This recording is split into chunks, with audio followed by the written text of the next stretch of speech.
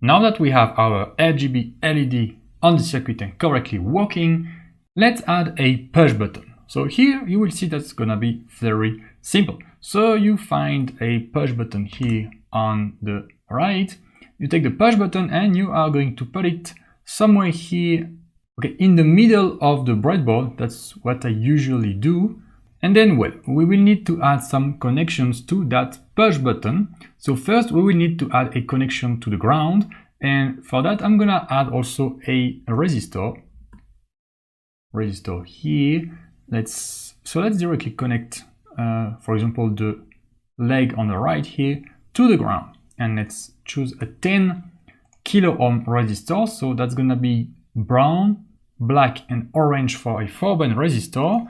And that's gonna be brown, black, and red for a 5-band resistor.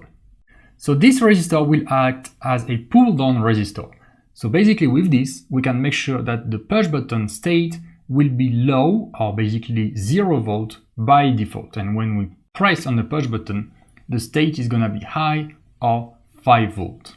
Okay, so that's very important to either use an external resistor or use the internal pull-up resistor of the Arduino, which is gonna do the opposite, which means that the state is gonna be high by default and low when you press on the push button.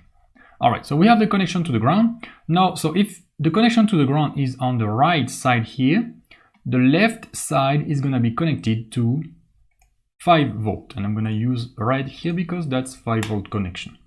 Okay, so the push button is now correctly connected to 5 volt and ground, and now we are going to add a connection to a digital pin. So you take the side, okay, which is also connected to the ground, and from the same line here, you take a wire and let's connect to pin number 7 here. So I'm gonna add double click here, just gonna do this to make it nicer.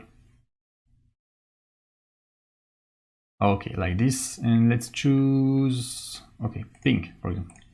So from the same side as where you plugged the resistor here, you're gonna put a wire to pin number 7. Okay, so we won't use interrupt here. You can choose any pin you want. It doesn't really matter.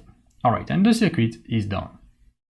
And here is the physical circuit with the push button that I've added also alongside with the RGB LED. So here you can see we have the push button on the middle of the breadboard, and then on the left I have this wire, this red wire to the 5 volt line here, and then on the right side I have this resistor, this 10 kilo ohm resistor connected to the ground, and then a wire from the same line here connected to digital pin number 7.